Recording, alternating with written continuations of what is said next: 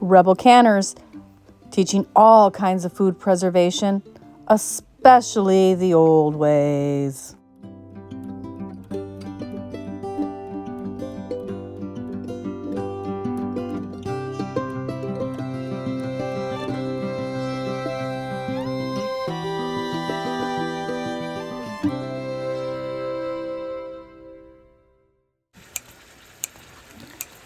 Cut your pre-made store-bought biscuits or homemade biscuits, if you have them, into quarters or even eighths. Spread them out evenly over the bottom of your pan that you have already sprayed with cooking spray. Fry 1 to 2 pounds of sausage meat. We use some onions in there too until golden brown.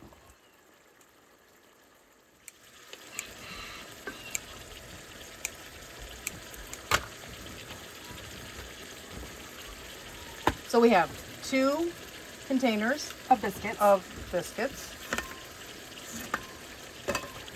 I just picked what Walmart had, and it was a butter tasting one, so. And a pound of sausage cooking with an onion. Yep.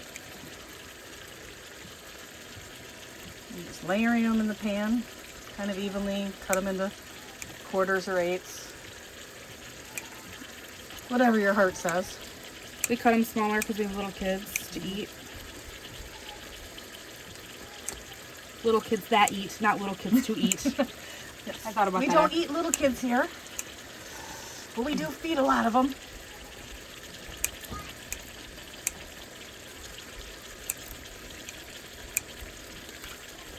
Nine at the moment. Wow. I had to do the math in my head for a minute. At least 9 on any given day, if not more. This makes a nice hearty breakfast. You could always make your own biscuits, but you know, when you've got 9 kids running around, sometimes it's Nice to cheat. nice to cheat. And we saw this on TikTok. A friend gave me the recipe, actually. All right, it's nice and layered in that 9 by 12 pan. Got our oven preheated, and we are cooking some breakfast sausage. Good old Jimmy Dean is my friend today. Or was it Bob Evans? I don't know. Neither. Neither? Oh, great value. Great value, my friend today. It was Sugardale, I want to say. Sugardale. Okay. Well, This is what Walmart had. hey, Just for times called for desperate measures. that's right.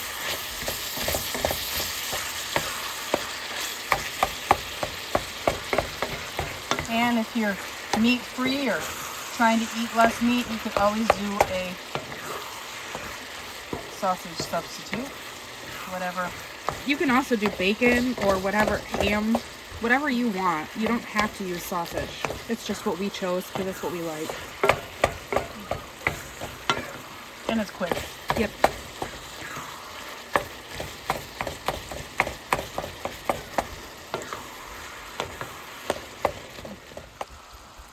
And now we're just going to make a casserole, layer the sausage.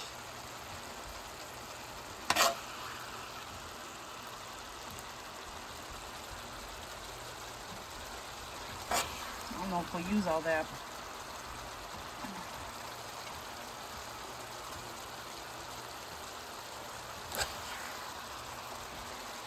And then it'll go good in my omelet tomorrow, won't it? It sure will.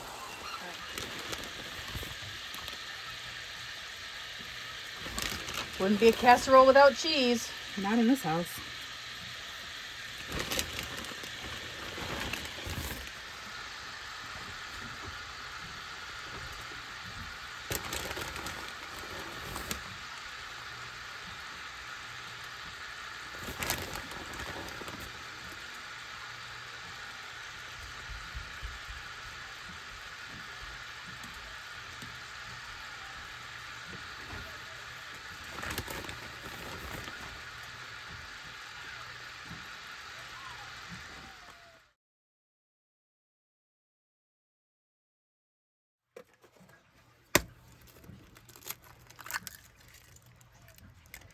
Don't throw your shell in your eggs. Or, as the old story goes, when it calls for egg white, it doesn't mean the shell. Right. Never forget my sister-in-law telling the story about the first time she made a cake. She put the egg white in. The shell. Yeah, it was a shell. She didn't understand. Those new bride issues, you know. We all had to learn somewhere. Mm-hmm. So you're doing 8 eggs in there? I'm doing 8 eggs in here. Because the recipe originally called for 12, but to save some money, because eggs are expensive, I'm doing 8. And I have eggshells. So in place of those other 4 eggs, what are you going to put in here? Heavy whipping cream. Okay.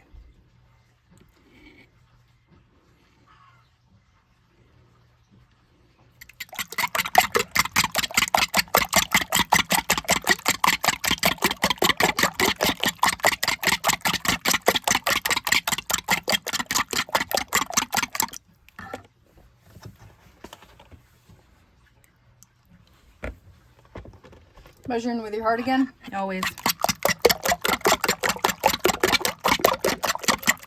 I don't know, that's probably about a half cup.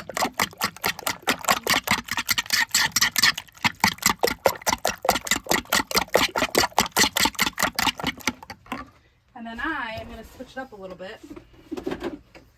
This was not in the original recipe, but I'm adding just a teensy bit of mustard. Because I really like the flavor that it gives eggs when baked in a casserole.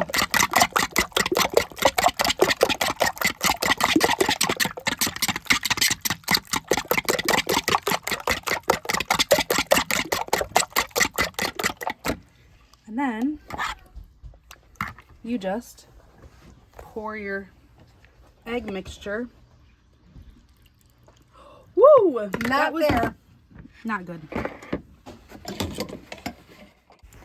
After we cleaned up that little mess, we continue to pour the rest of the egg over the top of that casserole. We also have a second one we made with mushrooms.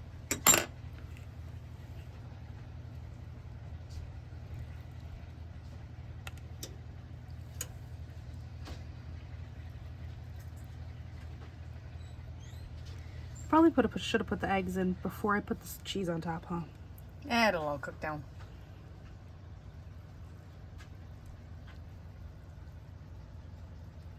Let it set for a minute. You won't even know they're there.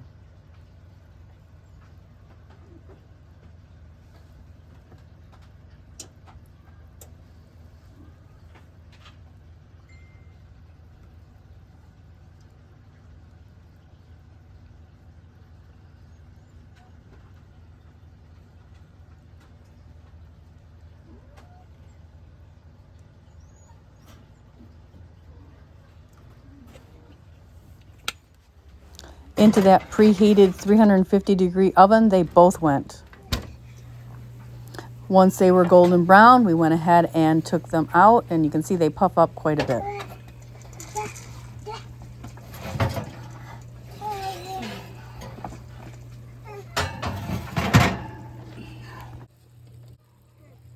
Go ahead, I'm just... Oh, I can move.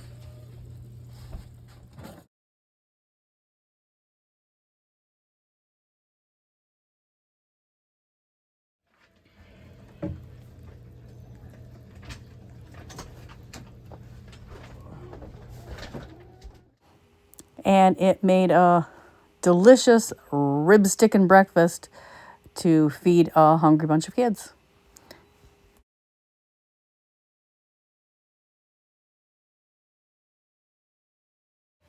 If you like our content, please be sure to hit that subscribe button. About 60% of the people viewing my content haven't hit the subscribe button yet. Help a girl out.